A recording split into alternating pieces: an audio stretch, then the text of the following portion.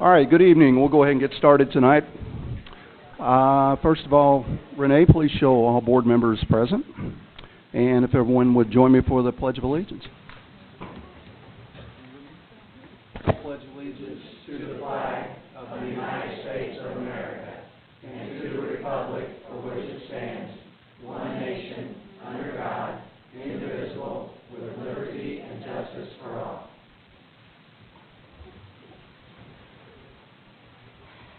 All right, we have a couple of board salutes tonight, so Ms. Kraft, would you do the honor of recognizing Parkwood Elementary?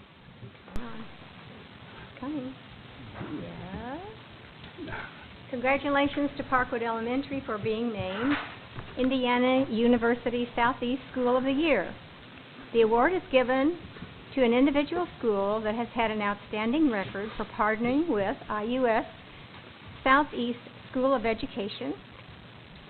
Parkwood Elementary received the award for genuinely welcoming the IUS Students of Education program, students, and faculty into the school, and for exhibiting a commitment to a long-term partnership with the School of Education. The board salutes Parkwood Elementary.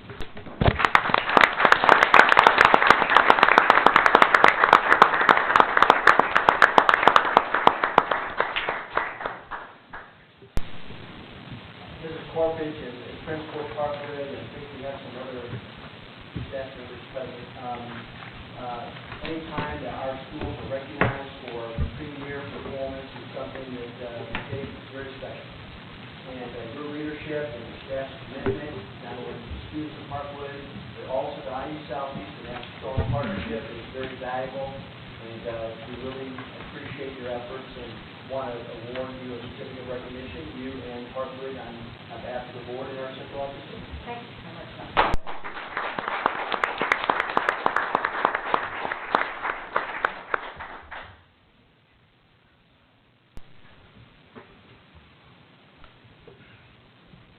All right, next we're going to recognize the 2013-14 retirees. And tonight we are recognizing and thanking our 2013-14 school year retirees. These 35 employees, this is mind-blowing to me, have a total of 896 years of service. 896 years with Greater Clark County Schools. I will read the name of each of the employee and ask that you come forward as Dr. Mellon presents you with a lifetime event pass to all Greater Clark activities. Thank you for your dedicated service to the district, and the Board of School Trustees wishes you well in your retirement. So, okay, all right. All right, first, Judy Bruner, teacher, Jeffersonville High School, 32-year service.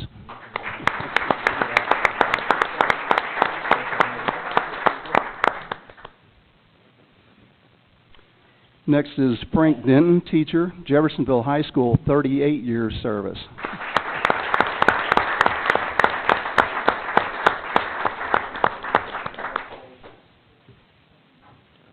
Ricky Flannery, para-ed, Riverside Elementary, 19 years.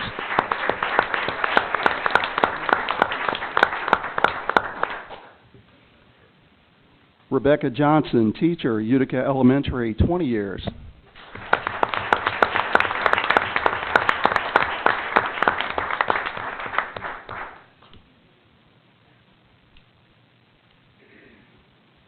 Eden Kuhlenschmidt, media specialist, River Valley Middle School, 35 years.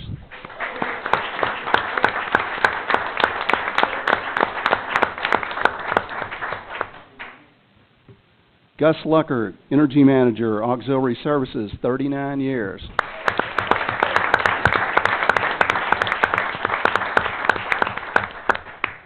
Deborah Pate, teacher, Utica Elementary, 27 years.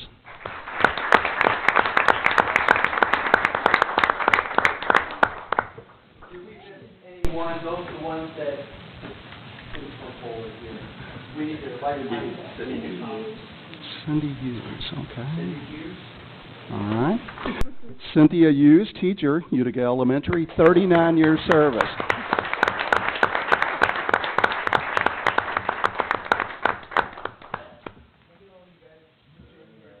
And while you do that, I'm going to talk a little bit about you and our retirees.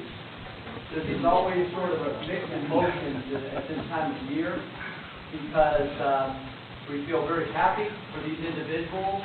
They've done so much for our school system and for education over so many years, but they're also taking away all those years of knowledge and experience. And so I know not all of you, our retirees are here tonight, but on behalf of our board and our central office team, I can't thank you enough for all your years of dedicated service to our students and our school corporation, and we wish you the best in your retirement.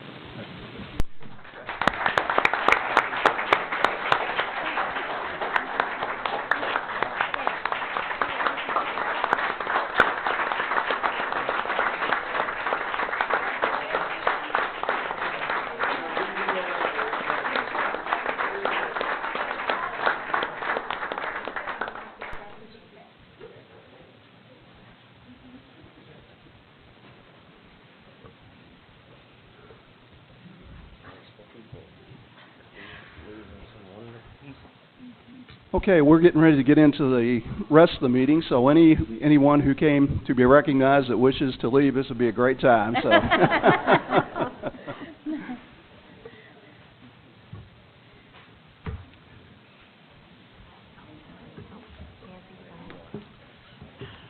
All right, next item is the approval of the agenda. Do we have any changes tonight to the agenda? All right. Need a motion? So moved. Second. Thank you, Ms. Perkins. Thank you, Mr. Hall. All in favor? Thank you. Good timing on the horn honk, yeah. Sorry about that. 7-0. All right, approval of minutes from the previous meeting. We'll take all those together, executive, regular, and special meeting. So moved. Thank you, Mr. Hall. Thank you, Mr. Satterley. Questions, comments? All in favor? 7-0. Thank you. Dr. Millen, we have no public comments on agenda items tonight, I don't think? No. Okay. All right, next is the consent agenda, items 1 through 5. Take all those together. So moved. Second. Okay. All right. I'm sorry. So Mr. moved. Satterley? Second. Mr. Hall, thank you. Questions, comments? All right, all in favor? 7-0. And Dr. Millen, I think you have a few people to recognize. Just very quickly, Board, if you don't mind, we have a few people here that you've just approved. First of all, Charlestown High School was in need of a football coach, and really we benefited because tonight I'd like to recognize 2 individuals who you've approved. The head football coach is Darren Ward. Darren Ward comes to us from Corydon High School as a successful coach and teacher. Darren, welcome to Greater Clark. We appreciate that. Go ahead and clap for him, please, if you don't mind. Also, you've approved Luke Dean. Luke Dean will be a science teacher and an assistant football coach at Charlestown High School. Both outstanding young coaches in Southern Indiana. Very fortunate to have you in Charlestown and look forward to a lot of success. We'll be here backing you up 100%.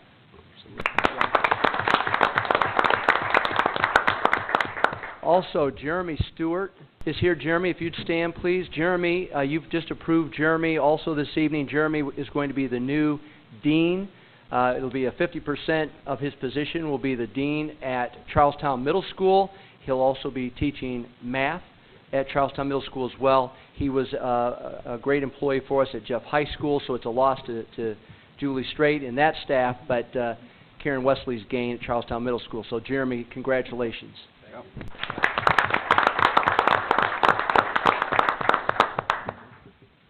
All right, looks like a big night for Charlestown. Welcome. All right, next item is gifts to building. Mr. Satterley, would you do the honor, please? Oh, absolutely. Every meeting we'll get a gift from just about everybody in the community. There's a lot of theater in here again, Jeff High, I see, and just want to make it known that we appreciate every dollar that comes in. I'll make a motion to accept. Second. All right, thank you, Ms. Gilkey. All in favor? Okay, 7-0, thank you. Okay, we're moving into action items. Number 1 is the Marshall Charitable Foundation Incorporation Pledge, and I believe... I'll go ahead and take that. All right. Mr. President. All right. We are very fortunate Board to have the Marshall Foundation make a very generous gift to Jeffersonville High School in the amount of $250,000. To give you a little bit of background, on March 4th, the Foundation's Board of Directors pledged $250,000 to Jeff High School for the construction of the Marshall Center, a multi-purpose flex space built in the style of a black box theater to be located on the northwest side of Jeffersonville High School. Mrs. Straight, our principal at Jeff High, was instrumental in obtaining this pledge, and which will be paid in 4 installments of $62,500 beginning in April of 2015. The design is in its early stages of development, but the goal is for a construction of a 3,000 square foot facility, 2 stories, to be used as a shared space location for theater performances, training center, and a workshop location, and possibly a space to be rented to the general public for certain designated events. The Marshall Charitable Foundation is a private nonprofit organization located in Louisville, Kentucky, with a primary focus on improving educational opportunities. In Board, at this time, I'd recommend approval of the pledge from the directors of the Marshall Charitable Foundation Incorporated in the amount of $250,000, as I've explained. So moved with pleasure. They'd be standing in line for this one. Okay, Ms. Perkins, thank you. And I think I heard Mr. Satterley second. All right. Okay, all in favor? Okay, 7-0, thank you. And Board, we have Robert Marshall is here as a representative of the Foundation. And Mr. Marshall, we greatly appreciate you and the Foundation for your generosity. I know that the Marshall Foundation has been generous to our corporation in the past as well. And I just can't thank you enough for what you've done for Greater Clark County Schools. So thank you so much.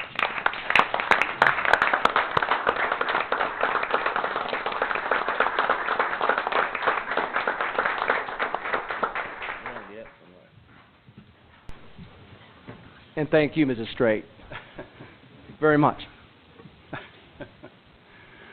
Can I just have a half a second? Yes, absolutely. We went right past the fact that Jeff High School Band, we approved it, are going to Carnegie Hall in New York City with their band and orchestra, if they can raise the funds to get there. And I just think that's worth applause.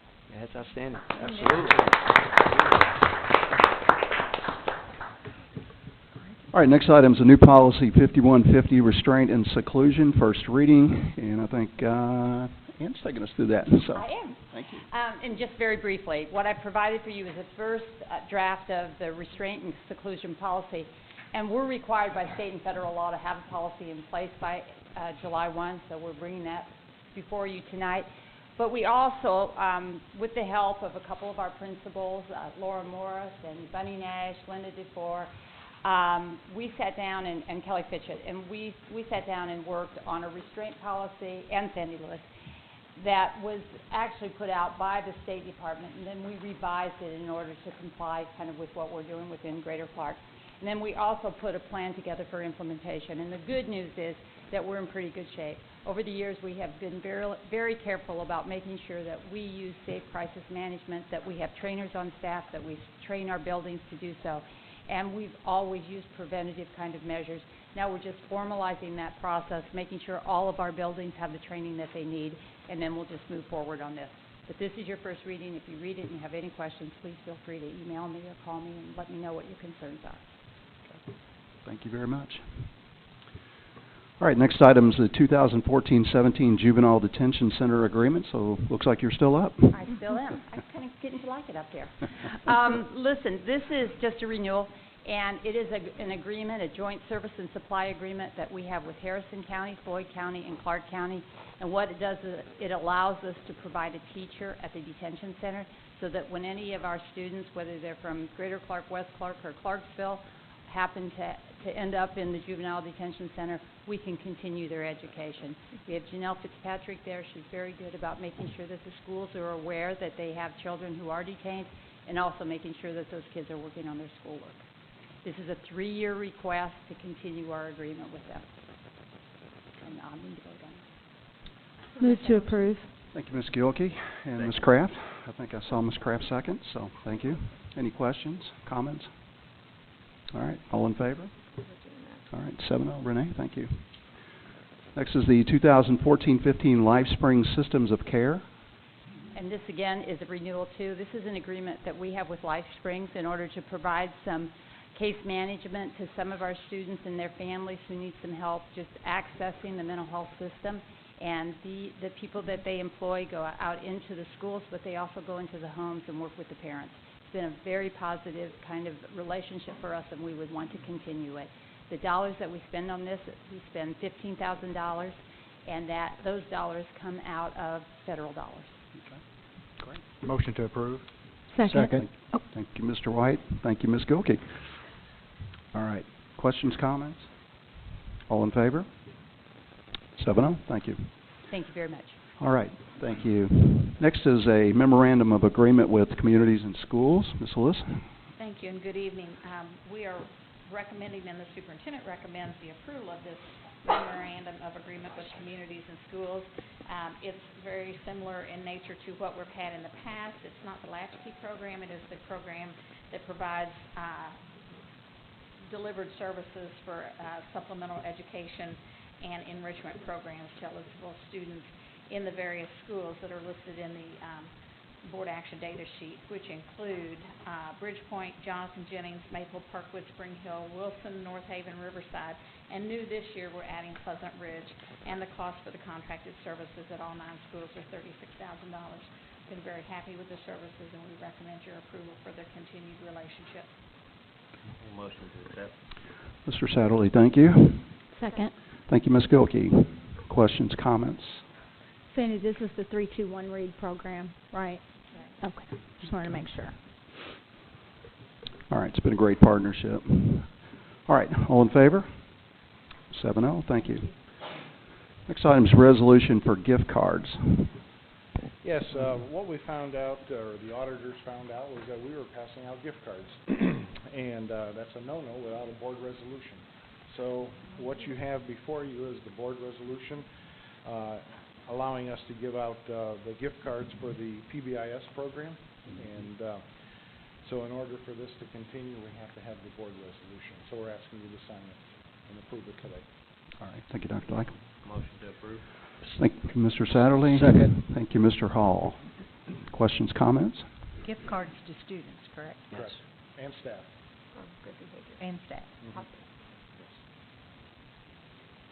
Okay. All right. All in favor? All right. 7-0. Thank you. Next item is the bid award for banking services. Yes, on April 29th, we accepted proposals for the 2-year banking RFP that we put out. The rates of interest are fabulous. 0.15% all the way up to 0.56%, so we're not even at barely above a 0.5%. What was nice was the fees range from $0 to $14,125 depending on usage, and based on the information submitted, superintendent would like to award the banking services to your community bank for a 2-year renewal with an option for another 2 years. All right. Make Thank the you. motion to accept. Thank you, Mr. Satterley. Second. Thank you, Ms. Kraft. Questions, comments? All in favor? 7-0. Thank you. Next item is the approval of amounts of surety bonds, designation of extracurricular treasurers. Yes, in your board package you have a list of all the different bonds that we have for the extracurricular treasurers. For the deputies, we have a blanket bond. So we're looking at bonds of approximately $291,000 that we need to have. Mine's not in here. Mine will come at a later time because I hired in later. Yeah. So anyway, we're asking you to approve this from July 1st, 2014 through June 30th of 15. Motion to accept. Thank you, Mr. Satterley. Thank you, Mr. White. Questions, comments? All right. All in favor? 7-0. Thank you.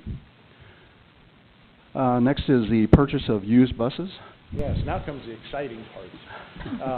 We have $400,000 budgeted in this year's bus replacement fund to purchase buses. A brand new 72-passenger bus costs about $95,000. We could only buy 4. So, in effect, what we're doing is we talked to Midwest Transit. We're going to buy 3-year-old buses, 2-year-old buses, 2013, for $67,303. There's nothing wrong with them. These are coming from Illinois. Illinois schools lease their buses for 1 to 5 years, mostly 1 to 3. It comes with all the standard warranties. Many of them have less than 10,000 miles, so they're not even broken in yet, according to our head mechanic.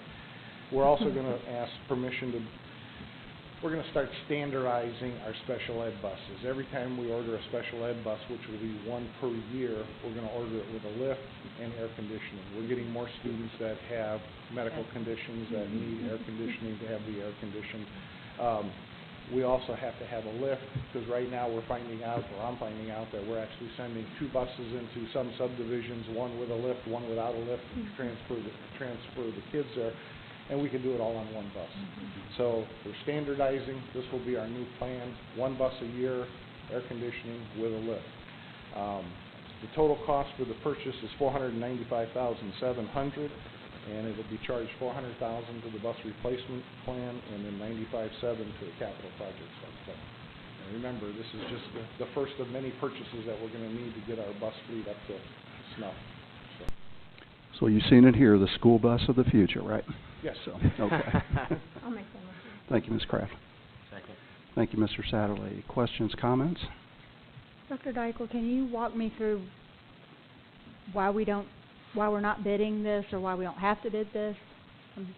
We have to bid like construction, because Midwest Transit is on the state bid for QCP. We don't have to bid stuff like that, just like we really don't have to bid like vehicles. We can go to the QPC, but a lot of times we find out that bidding a brand new vehicle is cheaper than going to the QPC, like with the maintenance vehicles.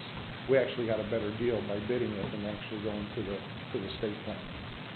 So did we bid the No, we special ed didn't bid bus? these. We just went to Midwest, and this was the best deal we could find. We talked to Midwest, and we talked to Bluebird, I think was the other one. And we had these were better. Plus, we're trying to standardize our fleet now to have all international. Okay, thank you. And I guess the question I had is there any advantage to leasing, like the Illinois group's doing? I mean, is there anything we're looking at maybe in the future? The only problem that I have with leasing is because our budget goes up and down. I'm just afraid that in future years we may not have the money to pay for it, and then it would have to come out of CPF or the rainy day fund. So I'd rather buy it.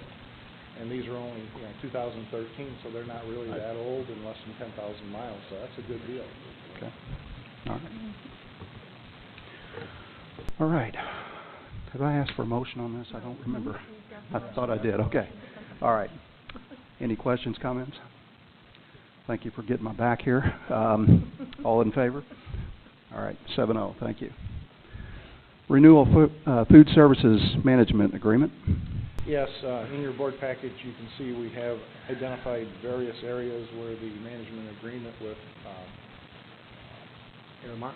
Yeah, I just had a minute.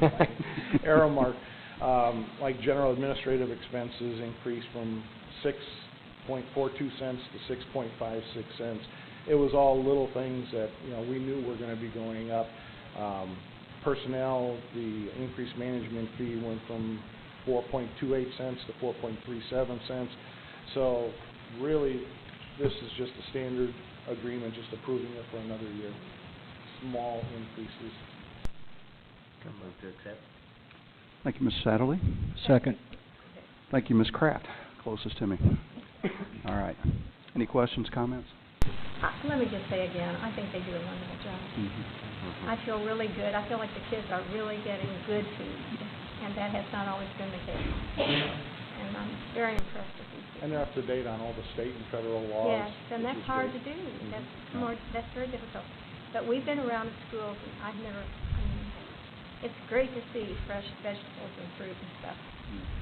The only thing we didn't put in this management agreement was that Chuck needed to win the chili cook-off. Yes. Can we put that Not in third now? place. That's all. Thank you, Mr. President. All right. Thank you. All right. All in favor? 7-0. Thank you. Next is the approval of bid specs, Bridgepoint Elementary School and Charlestown Middle. Yes, this money is coming out of the bond issue that we did last year for the $1,880,000, and this is where we're actually putting in the security part of it. trying to make sure all the parents go into the main office. We'll have it all blocked off at both schools. So we weren't sure exactly what the total cost was going to be, but Steve thinks that with his guys doing it, we can keep it under the $150,000 bid law. And so we just put it on here just as a precaution if we needed to bid it out, if it was going to be over 150. But I think we're going to be able to keep it under the 150 bid law. So the money will come out of the bond issue for that, for both schools. All right, thank you. Move to accept. Thank you, Mr. Satterley. Second. Thank you, Ms. Perkins. Questions, comments? All right, all in favor? It'll be 7-0, thank you. Next item is the budget calendar, CY 2015. Yes, we just put this together. It's just more information. No action is really required, just to let you know what we're going to be doing on different board meetings for our budget for 2015. All right, next item is purchase of 24/7 camera system. Yes, one of the things that we noticed was not all of our buses had the 24/7 or even the old VHS cameras. We had a number of buses that didn't have any video recording whatsoever. And to protect not only the bus driver but the school corporation and the children, we decided to bite the bullet and to actually upgrade all the buses that didn't have it to a 24/7 system. So we'll have 4 cameras in each bus now. We'll have the ability to switch back and forth between whatever camera we need to look at, so we can pick up the sound coming from that camera. So what we're looking at is 39 24/7 systems at a cost of $101,107.50, and this will be paid through the capital projects fund because bus replacement doesn't have the money for it. Move to accept. Thank you, Mr. Satterley. Second. Thank you, Mr. White. All right, questions, comments? Just all buses then will have this, all of the buses that run for Greater Park. Correct. Okay. 100% covered. Okay, that's good news. All right, all in favor? Be 7-0, thank you. Next item is purchase of a new radio system. Yes, we've been experiencing a lot of problems with our radio, a lot of static. The antenna needs to be upgraded. So we met with our security group here and talked about it. And what we're looking to do is we're recommending purchasing 125 radios for the buses, which would include the removal of the existing radios that we have. That would be $113,000 roughly. We would also like to purchase 89 handheld digital radios. The quality is superb on these digital radios. Gary was up in Scottsburg at his home, and he was able to talk to people down here in Jeff, and it was almost like they were right next door. I mean, the quality and the coverage is just fabulous with these. That would be at a cost of $81,723. We also need to upgrade our existing repeater to go from an analog to a digital repeater, and that'll be a cost of $9,767 for a grand total of $205,133.50. All of this will come out of the CPF plan. We're also looking to get a quote for the FM radio station that'll go in at Charlestown High School. We're going to build it taller than what we really need to, because then what we'll do is we'll move the repeater from the telephone pole by the football field at Charlestown High and put it on the antenna. So we're looking at building, for the FM station, we need like 100-foot a tower, but for the digital radio, we need 170 foot. So we're going to go 70 feet higher. We may even be able to rent it out to other Sprint, Verizon, whoever, maybe even the city of Charlestown, and maybe get some income off of it. So we'll be coming back to you in the future for a 170-foot tower for the FM radio station and transportation. Okay. All right, we have a motion. Motion to accept. Thank you, Mr. Satterley. Second. Thank you, Ms. Gilkey. Dr. Dykle, I just had one concern. I got a call today that was concerned about, are we planning on doing away with the cell phones? Mm-hmm. And how will doing away with the cell phones, how will having a radio get you to the same place that a cell phone would be? Like if you have right now, our guys are the only ones in the area that have cell phones. Everybody else has a radio. Other corporations that I've been in, they've all had radios. So they've been able to do their job, and they can just come downstairs off the roof or wherever they're at to use a phone in the office to call somebody. I don't see the big deal. It'll eliminate a ongoing cost of about $700 a month for the maintenance guys, and then we go ahead and purchase the radios. It's a one-time shot, and then we're home free after that. So my job is to reduce ongoing costs, and that's one of the things that we need to reduce. Did you want to talk also about the potential $10 Oh, yeah. reimbursement? If they want to use their own personal radio like we do for administrators, we offer them $10 a month, so every 6 months they can go ahead and get $60 if they want to use it. That'd be the best thing. We also give our guys laptops, which no other school corporation in the area gives laptops to them. So they could download their work orders through SchoolGuide using their laptop. Their laptop can also be used as a camera if they need to take a picture of something, and then once they're within the Wi-Fi of the school, they can go ahead and tie in and then email a picture to a vendor if they need to. So I don't see the big deal.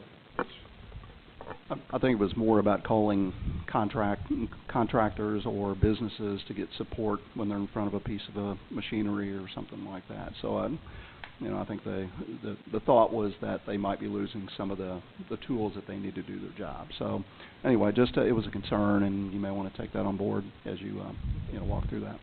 So I've got a comment.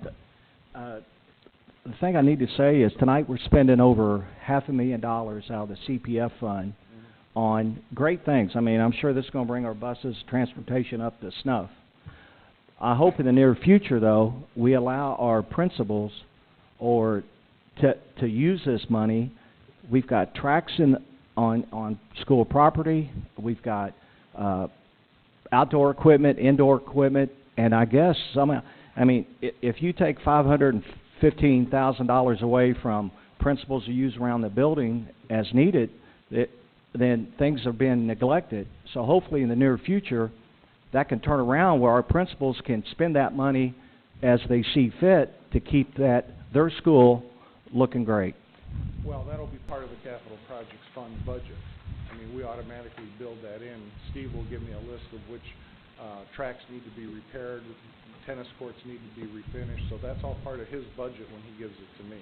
So we're not taking money away from the schools, don't worry about that. Well, and the other thing, too, is important is that it's all priorities because there are so many needs, and so it's a matter of identifying them all from all of our buildings and getting them on a list and then saying, okay, what's the priority and at what level can we afford to pay based upon the money available. So just want to promise the board that we're constantly taking input into what needs to be done and then trying to find a way to find the money and prioritize it. So all those things, all those projects you referred to, the tracks, are all things that are in the future vision, and now we have to figure out how we're going to pay for those. So we'll keep working on it, and we have a 3-year plan that we have to submit to the state. So we'll keep working on trying to make sure every building has what it needs. further comments? All right. All in favor? 7-0. Thank you. I'd like to go ahead and take the next 3 items together, if that's okay. It's the Athletic Training Services Agreement at Charlestown, Jeff, and New Wash, and they're probably fairly Okay. Yes, they're all straightforward. Okay. The only things I would point out real quickly, the Charlestown High School, that does have a date of August the 1st start date. We were kind of waiting to get the coaches in place, the football coaches and everyone. We have made contact with them. They will provide us coverage in June and July once they determine the schedule, and the athletic department will pick up that fee. It will be minimal, but we will be covered there over the summer. There's no increase at Charlestown High School. On item number 16 at Jeff High, there was a 3% increase that will be picked up by Jeffersonville High School's athletic department, and then there's no increase with New Washington. Thank you, Mr. Hare. I make a motion to accept all 3. All right. Thank you, Mr. Satterley. Second. Thank you, Mr. White. Questions, comments? All right. All in favor? 7-0. Thank you. All right. Our next item is the Middle School Athletic Handbook. Yes, sir. The board approves this every year. There was one minimal change. It had to do with sixth grade basketball, and quite honestly, it was a result of the snow days. We had a policy that kind of backed ourselves into the corner that we could only play 2 games, and when the snow hit, as we were trying to make up games, we wanted to provide ourselves a little bit more freedom. So that was the only change. Okay. All right. Thank you, Ms. Satterley. Thank you, Ms. Kraft. Questions, comments? All right. All in favor? Be 7-0. Thank you. Thank you. Thank you. Ms. Hartledge is going to talk to us about consulting services for Judy Wortham, 2014-15. So. Good evening. This is a renewal of an agreement with Mrs. Judy Wortham, and prior to her retirement, she served as our coordinator of the Highly Abled program, and she is also a school psychologist. She assists us with different evaluations in the high ability group testing, and we pay her $45 an hour for no more than 440 hours during the school year, and this is paid for out of the state's Highly Abled grant. Okay. Thank you. Motion to approve. Second. Thank you, Mr. White. Thank you, Mr. Hall. Questions, comments? I just have to say we're so fortunate to have her. She is just so good at what she does. She is. She does a wonderful job. And personally, our children benefited greatly from her when she was teaching. So yeah, we're lucky to have her. Thank you. All right. All in favor? Be 7-0. Thank you. Next is the Marian University Duke Excellence in Education Initiative. Board, a couple of months ago, Duke Energy and Marian University came to us with a proposal, and that proposal was Pat Moore from Duke Energy does a great job for them. He knew a lot about what we were trying to get accomplished in our school system, and he wondered if they could help develop future educational leaders. And so Marian University they were aware that we had a leadership academy during the year. It meets about 9 times throughout the year. We have 30 to 40 individuals who are aspiring administrators that attend, and we figured that we could come up with an agreement in which 6 credits could be earned by our people attending the Leadership Academy. They're 2 hours in length, so that's 18 hours of actual contact time. And Marian University is willing to enter into an agreement to grant 6 credits that would then be applied toward a building level administrative license. And they have a plan that's a 35 credit hour program, and we could also look at partnering as well with IU Southeast. But the 6 credit hours, the individual would be responsible for 25% of the cost. Greater Clark would pay 25% of the cost. In Duke Energy, we pay 50% of the cost for up to 18 people in the program. So we may have to be a little bit more selective, perhaps, with the people that come into the program, but it's a great opportunity for people to earn credits to help them apply to become an administrator in our district. So it'd be my recommendation that we would partner with Duke Energy and Marian University to provide those 6 credit hours for our staff members. Thank you, Dr. Miller. Move to accept. Thank you, Ms. Satterley. Second. Thank you, Ms. Perkins. Any questions, comments? All right. All in favor? 7-0. Thank you. Next is the reappointment of the library board representative. Board, with the expiration of Margaret Shea's term as of June 30th of 2014, Ms. Shea states that she would accept reappointment to a third 4-year term, and I highly recommend to the board that we reappoint Mrs. Shea as Greater Clark's appointment to the Jeffersonville Township Public Library Board. I'll approve that and say we're lucky that she's doing it again. So. All right. Thank you, Ms. Satterley. Second. Thank you, Ms. Perkins. Any questions, comments? All in favor? Be 7-0. Thank you. Next item is middle school English language arts and high school ESL textbook adoption. Right. The last meeting about the high school English language arts adoption, and we've finished middle school, and we have selected the Houghton Mifflin's Collections, which is really the first fully digital program that's been out for English language arts. So each year, teachers and students get new updates to the books digitally. So it'll be really an interesting adoption over the next 6 years. And for the high school ESL, we're looking at the Oxford program. Okay. All right. Thank you. Make that motion. Thank you, Ms. Kraft. Thank you, Mr. Hall. Questions, comments? right. All in favor? 7-0. Thank you. And last item on the action items is 2014 secondary book rental fees. Right. Through the new adoption of the standard secondary English courses, our textbook rentals and fees have been reduced. The high school English course savings is about $18 per standard course, so English 9, 10, 11, 12. For world languages, it's an average savings of $5, reduction of $5. And for middle school, the hardback is a reduction of $7. Okay. We did not change any fee for Chromebooks. It's still $11.50 technology fee that goes through, and we are able to charge off as much as $75 a year, but we've tried to reduce that as well. So our goal is to continue to reduce. Great. Thank you. Move to approve. Thank you, Ms. Gilkey. Second. Thank you, Mr. Satterley. Questions, comments? Yes, Amy, do you know approximately the range that book rental will be for elementary, middle, and high school? Or, and if you don't know, could you get that for us? Sure. And do what the average, you approved last board meeting, the elementary. So Right. we've reduced that to $60, $70 right around Right. there. So that middle was and high. upwards of 100 Right. at one point. And I could run the new numbers of what an average could run for you and have that for your next meeting. Thank you. Okay. Thank you. All right. All in favor? Be 7-0. All right.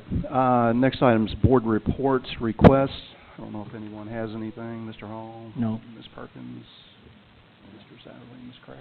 I just have information to pass out, and we all know it, but Okay. passing it out just to remind us that the schools, how we grapple with poverty and how prevalent it is and what a problem it is for us. And this article talks about rising poverty levels, and we know that. But we need to keep that in focus when we make decisions. Okay. All right. Thank you for sharing that. Mr. White, you have anything? No, thank you. Ms. Gilkey? Just a quick ISBA report for you. The executive committee, the search committee for the new executive director, has narrowed down the candidate pool to one finalist, and they're bringing the entire board up Thursday evening to have dinner with this person, get to know the person. Have to be careful how I say that. Another Charlestown graduate. Yeah. And then the ISBA is paying for my hotel room that evening, so no cost to Greater Clark. And then on Friday we have a board meeting, but the person won't be approved until after the summer conference. So just wanted to give you all an update on the fact that they've narrowed the field, and we'll be meeting that person Thursday night. Big shoes to fill. Very big shoes. We're fortunate in Greater Clark to have Ms. Gilkey as our representative on the ISBA District 10, I believe it is. Our representative from District 10, so we're well represented up in Indy. So. Thank you. All right, next item is public comments. We have a few, and I think Mr. Weiss might be our first person. And Mr. Weiss, if you hear an annoying sound around 3 minutes or so, that's the buzzer. We have a 3-minute limit, so just wanted to be aware of that. Thank you. Yeah, Oh. I think that's fair. Thank you, sir. Yeah, you get. Thanks, sir. Sir.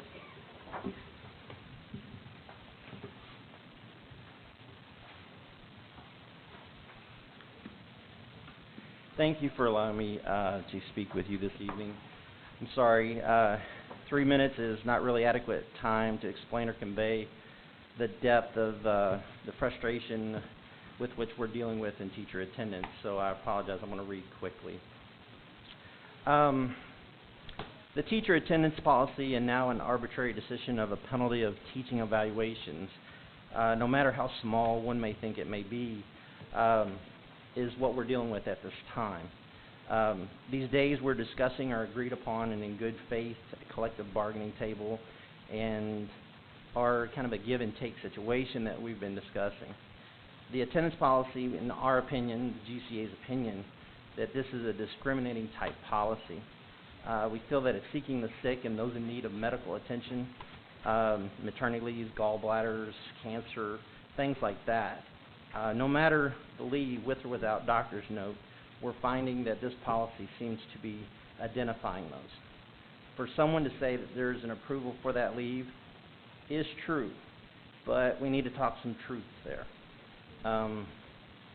This is the case for some, but when that approval leave is up and that individual needs to take time off for that sick child, that newborn, that complication, they have to take days that are unpaid. And these are now being subject to disciplinary action with or without doctor's notes. In addition, recently a decision has been made that has also placed individuals' evaluation in jeopardy for using their own agreed upon days. Why is this okay for administration to pull out teachers out of the classroom 4 and 5 days, but not for us to take our own days? We polled some of our teachers. 311 of 409 have been pulled out for at least 1 day. 70 teachers have been pulled out for more than 5 days. But when we do it, it's held against us. How quickly we forget all the extra things teachers do: extended day, after school, before school, grading, nights. One paper for 30 seconds takes 3 hours to grade. And then we hold them accountable for their absences on top of it. Yes, you know, they want to, from what I've heard is, well, let's hold them accountable like students. I say yes, let's. They have 504 plans. They have waivers for absences. They also have positive rewards. We call that PBIS. Let's look at businesses, their plans. Yes, let's. HSA matchings, maternity leaves, paid vacation, PTO time, encourage PTO time. This attendance policy needs to go back to the table and looked at. Employees with doctor's notes should not be subject to disciplinary action, and no one's evaluation should be affected by using days they've received due to collective bargaining. Is that my time? There's much more data in there. There's no way I can talk about all this in 3 minutes, so we would really like for you to take a look at that. Thank you. Thank you, Mr. Weiss. Mr. McLaughlin. Is he here? Oh, there he is in the back there.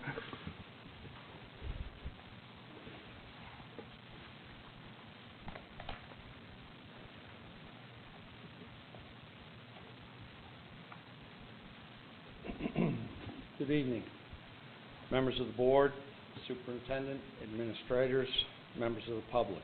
I want to thank you for the opportunity to be here this evening and address you. Tonight I'm here to take my brief 3 minutes to talk about issues and concerns that face teachers in Indiana, and particularly here in the Greater Clark School Corporation.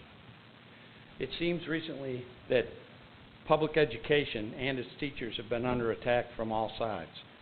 Legislatures blame teachers for what they perceive as a lack of competitiveness of public school students, either internationally or between and among states. Indiana, in its infinite wisdom, has met this challenge by undermining its public schools through reduced funding to pitifully low levels, and claims to be balancing its budget, actually on the backs of public sector employees, particularly public schools and their teachers, all the while boasting how they have balanced their budgets. Indiana hamstrings its public school teachers and their employers from being able to formulate agreements that are mutually beneficial to the school corporation, its teachers, and above all, to its students. Our legislators continue to talk about teachers and evaluations. They demand evaluation systems, they create evaluation systems, and when the systems evaluate teachers as effective, they fault the systems. All this done with little or impact or input from teachers. A new set of standards is being implemented, designed to take students deeper, challenge them more, and make them better problem solvers. But we mandate a testing system that puts more weight on multiple choice questions than applied problem solving. It lacks logic, particularly in respect to the intended goals. This now brings me to the Greater Clark schools. Because change at state level takes considerable more time and effort, local level is where good sense should predominate, and in fact, good sense should dictate.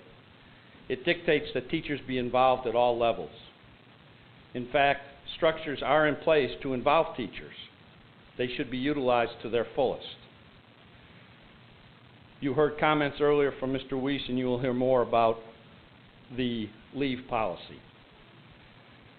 It appears at times that the leave policy and discussion with teachers through those systems were avoided or indeed circumvented. It seems that it's an imaginary or rare problem that we're addressing through these. We are attempting to address a very small group of people with a very large stick that in fact impacts those that do not take advantage more so than those that do. It's the type of things that directly affect your teachers, and the systems are in place to assure that teachers be involved in those. We should be a corporation that seeks to be the premier provider of education. We should be a corporation that should also be the premier employer of certified professionals in this area. To do this, we would encourage this board to consider involving your teachers at every level, to work with your teachers directly. We want the best and the brightest here. We should know that our dedicated teachers are those, and that we should be looking forward in the weeks and year that comes to negotiate new contracts to provide decent living for your teachers and their families that include raises, not just bonuses or stipends. This is where a corporation at a local level at this point can benefit and improve education. And what's best of all this, it's best for the children of our corporation.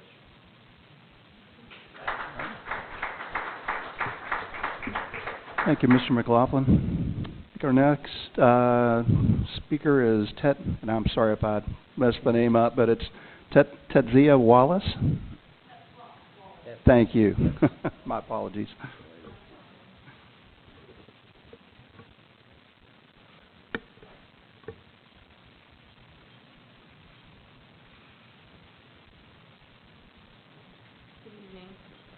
I'm presenting to the board the information I believe to be pertinent in deciding whether or not a change to the attendance policy regarding teacher evaluations is necessary. First, let me say I believe the correlation between attendance and teacher effectiveness is a case-by-case issue. A number cannot be arbitrarily chosen, which is less than the contractual days, and be used to determine that a teacher is no longer highly effective. What is the measure of effectiveness? A teacher who is out more than 9 days and whose students pass all required assessments demonstrating mastery is not only a highly effective teacher, but extraordinary. That means the teacher most likely worked outside of school hours to make up for being absent and worked to push those students ahead when they return. A teacher who takes no days and whose students don't show mastery may have other issues for not being effective, but attendance is definitely not one of the issues. As far as days out, I personally have used 9 of my days. In addition, I've been out for the corporation minimum of 12 days or half days for the year. Days are days out no matter the reason. So let's evaluate my teaching and the students' results first. If mastery is taking place, then looking at attendance when I'm within the contractual is mute. A blanket statement that says I'm only highly effective if I miss fewer than 10 days undermines my ability to care for myself and others. As our families grow and mature, our adult responsibilities are greater. Doctor appointments for parents, weddings, graduations, and moving our children to and from college. While adding these responsibilities take me away from my classroom at times, I'm also older and more experienced in managing my time and my students. I can manage many tasks outside of work, which will still allow me to be extremely effective with my students and guide and direct their education. Many employers offer paid vacations. I don't receive a paid vacation. I may use a sick or personal day, but never more than 2 or 3 in succession without a medical reason. I am free to enjoy fall or spring break, winter break, or summer vacation, but without pay. I do, however, have 12 days of my contract paid to use at my discretion. I also spend hours each week and weekend working with my personal time, grading, tutoring, creating new material. I record and analyze data, fill out LARs, GCWs, create assessments, make lesson plans, fill out paperwork for special needs, observation sheets, and attend other trainings. I work all summer to learn new initiatives and work on committees which meet after school and have no extra duty pay. I sponsor clubs and athletics. While paid as extra duty, they also require my personal time. I expected to use personal time when I took this job, but being made to feel as though I'm doing something less than my best when I am still within my contractual days and being informed that I could still be only effective is like telling an advanced student that a B is great, why worry about that A? An A to a high school student may be tied to scholarship money. A highly effective rating for a teacher may mean the difference between a better job and or higher pay.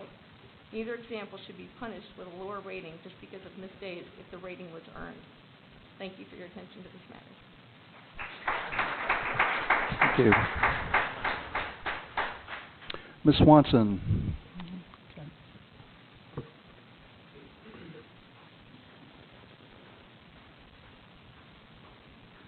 Good evening. I'm going to be addressing the current board policies for attendance for teachers. First, each board member and superintendent has signed a legal contract that states a set guaranteed number of annual days and personal days that each employee gets each year, with any unused days rolling over into the next year. These days are earned and should be able to be taken as needed by the employee without fear of a reprimand. In the corporate world, you earn vacation time or personal days and you get to use them as you see fit, as long as you've earned them. This comes without repercussions. Why do you agree to a contract in which you do not support? Why sign a contract that gives us these days and then reprimand us if we use too many of these days? Secondly, we cannot compare apples to oranges. Dr. Mellon's letter to teachers on May 30th stated that the rationale for attendance is 95%, which matches students. Holding employees to the same standard as students is insulting. Students' primary job is to attend school. Employees have multiple jobs. They are parents, some are single parents at that. Some have ongoing health issues that they see a doctor on a regular basis. Some take care of their parents or their grandparents. We are responsible for getting our own children to appointments, as well as court appointments or counseling appointments, as well as other responsibilities that we as adults have that children do not have. Third, any time an employee has to take a leave of absence, whether it be medical, maternity, or personal leave, all accumulated annual days and personal days are applied to that leave. This leaves each employee with no paid days left for the remainder of the school year. If you have a leave in September, you are then expected to go the next 8 months without missing a day. This is unrealistic for any employee. This forces employees to have to take days without pay in the fear of a reprimand. This happened to me. In January 2012, I had an unexpected medical issue that I had to take a leave for 2 weeks. I had to take 1 day off after my return to take care of a personal matter. My principal was forced to officially write a reprimand for me for that 1 day I took off. This directive came from this very building. It was not something she chose to do. In my 13 years of teaching, this is what I get reprimanded for. So we have come to a system that punishes teachers for taking care of their own families. I was not the only employee this has happened to. There were others that I reached out to me and that had medical documentation for all their absences, and they too were reprimanded. Is this how Greater Clark treats their employees? Lastly, on March 17th, I attended a GCA EA meeting with administration to discuss the extended day school schedule.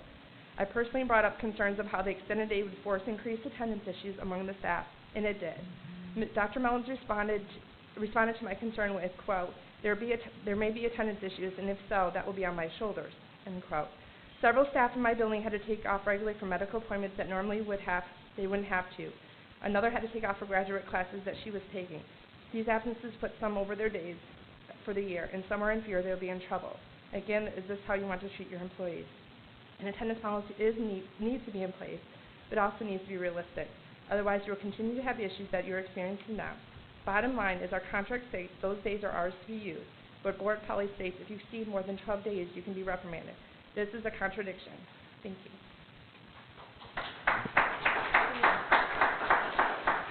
Thank you, Ms. Swanson. Mr. Denton?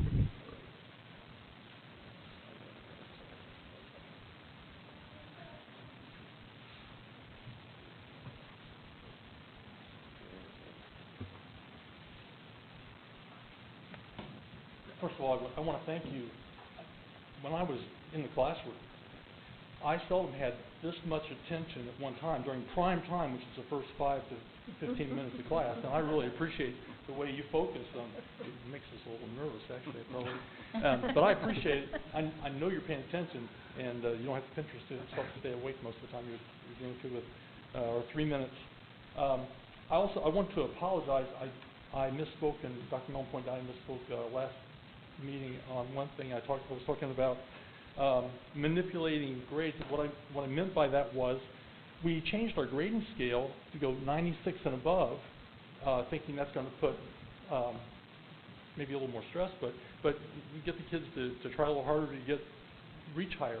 But New Albany, Floyd County, Providence, Clarksville, their grades were in scale. Their scale was 90 and above. So it seemed like they were getting all these A's, and maybe we weren't getting quite as many A's. So we changed back to 90, and so we made that line with everybody else. And that's what I meant to say some time before, and I misspoke. I apologize. And of course, I'm retiring. I'm retiring with 158.5, if I read it right, accumulated days. And I have over half probably of my days I got for this year, the 12. And I just want you to know, I've been lucky. I wasn't pregnant. I didn't have to use days. I had a few surgeries, but nothing that kept me out for an extended period of time. So I was able to accumulate those days, and just in case. And I don't want to pay for those days because I know we made agreements in the past to just leave those days, and because we had other methods of retirement and paying for medical and things. So, but I just want to point out that I've been lucky. My sister told me the other day, Frank, you've been lucky. So I just wanted to, and she wasn't as lucky. She had to use a lot of her days, but I have been lucky. Each day, of course, we get 12 days, and now used to be days, but now there are 7 that are sick days and 5 that are personal days. And I know I talked a little bit about this before. Sometimes we have trouble figuring out what to use for what. I had to have a crown. I don't know if you had a crown yet. I had my first crown, and Nick caused me to have a second crown. And anyway, I had to use a day. Is that a sick day? No, I know I'm going. I'll call that a personal day. So I used a personal day to deal with some of those issues. Teachers have all kinds of reasons why they need days, and I don't doubt that some may use a day when they just say they need a day, and they may actually need a day. But I feel like these days are important to us, and again, they should not be used as part of our penalty if we stay within the contract to use those days for what they're intended for. I thank you. Thank you, Mr. Denton.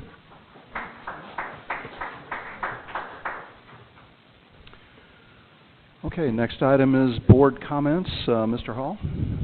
Well, after hearing the public comments tonight, I just hope, Dr. Mellon, my request is that we never shut the door on our teachers and always have that line of negotiation open. And at some point, if we want to cross that bridge to making Greater Clark #1 in Indiana, I think we got to go hand in hand. Administrators, superintendent, board, and teachers. We got to work together and win together as a team.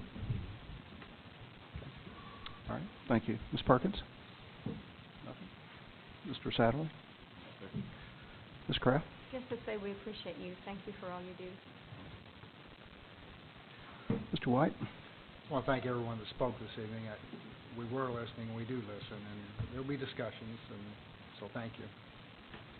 All right. Skilkey? I feel the same way. Ditto on this side as well. So, Dr. Mellon? Board, I'd like to just take a minute, if I could, just to provide a little bit of background on some things. First of all, philosophically, we are very compassionate administratively in regard to our staff in issues that arise, whether they be a medical issue, it's a good medical issue of a maternity situation, whether there are professional days, bereavement. All these things are taken into consideration and are not being held against our teachers as it relates to the evaluation piece of this. So if you had a teacher that had missed 15 days, the principal's going to look at that and why were those 15 days missed? If 5 were because of some surgery that occurred and 3 because of an unfortunate bereavement, Those are all days that start to come down and are not held against a teacher. So I think the discrimination comment that was made earlier, that it's discriminatory, I don't agree with that, because I believe that we're not holding those things against teachers. What we are looking at is teacher attendance, and for that matter, staff attendance across our district has been a concern. It is something that we have to address. We have an attendance policy committee that will be meeting Thursday, for example. But these are issues that do need to be addressed, and when people are missing days beyond what would be reasonable, then that we as administrators should have the opportunity to have a discussion with those teachers and to see what is going on moving forward. I think we'd all agree that the more our regular teachers are in classrooms with kids, the better off our kids are. And as the superintendent of the school system, it's a difficult balance. It's a challenge for me every day. I respect our teachers. I respect our staff. I state that consistently everywhere I go. I'm your biggest advocate, but I'm also our children's biggest advocate. And there are situations in which we want our teachers in classrooms more often. Our students deserve that, and they need that. They're better off having you than any sub that we could ever hope to bring into a classroom. So I'm always trying to find that balance between being respectful of our teachers and our staff members and of their circumstances that they're dealing with, but also the fact that our students are arriving every day and they deserve our greatest deal of attention. I think it's important to note evaluations being in jeopardy. At this point in time, the way this whole system was designed, first of all, it came up at the end of this school year in an administrative meeting in which our administrators said we need some help and direction. We want to be more consistent. We don't want to be so subjective with our attendance decision. And attendance is one of 4 categories inside the professionalism domain. So we said, let's talk about it and let's figure it out. This is in May. It's at the end of the school year. They needed to have a decision because they were finalizing their evaluations of teachers. So we did give them the direction. 0 to 9 was highly effective. 9 absences, we're still seeing that's highly effective.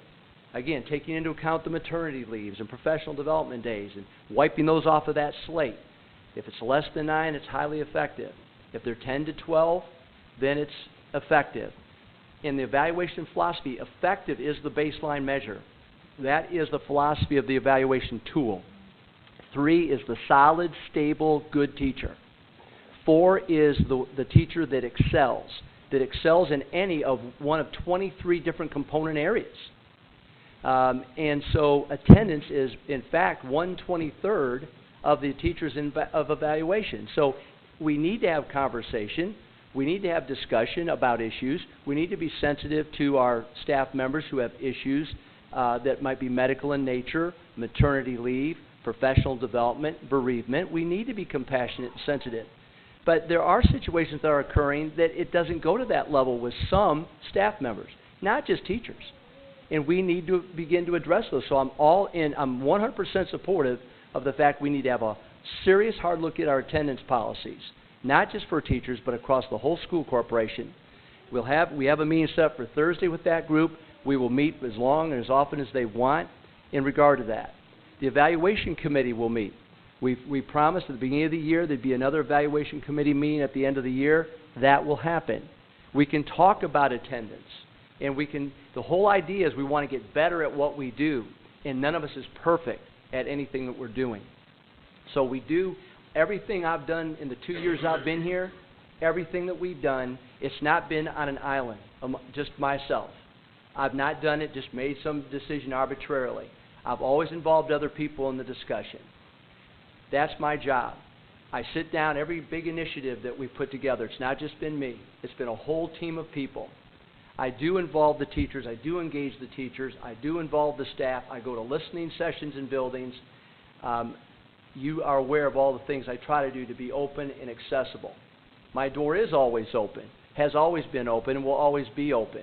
I'm available anytime to meet with anyone at any point. But I think it's also important for people to realize in this position that I hold, that you've hired me to do, there are also times in which I have to make decisions. and I'm not going to always have a lot of time to make those decisions. And this was one of those circumstances, and we do not feel it was punitive in nature in any way. And at this point in time, out of over 300 evaluations that have been finalized, there are no 2s for professionalism based upon a teacher's attendance. They're all 3s and 4s. So there's a lot more, I agree, a lot more time to discuss. I welcome that opportunity to sit down and as often as we need to get this corrected so we work together moving forward. Thank you. Thank you, Dr. Mellon. All right. Guess we're ready for adjournment. I have a motion. So moved. Thank you, Mr. Hall, and thank you, Mr. Satterley. All in favor? All right. Good night.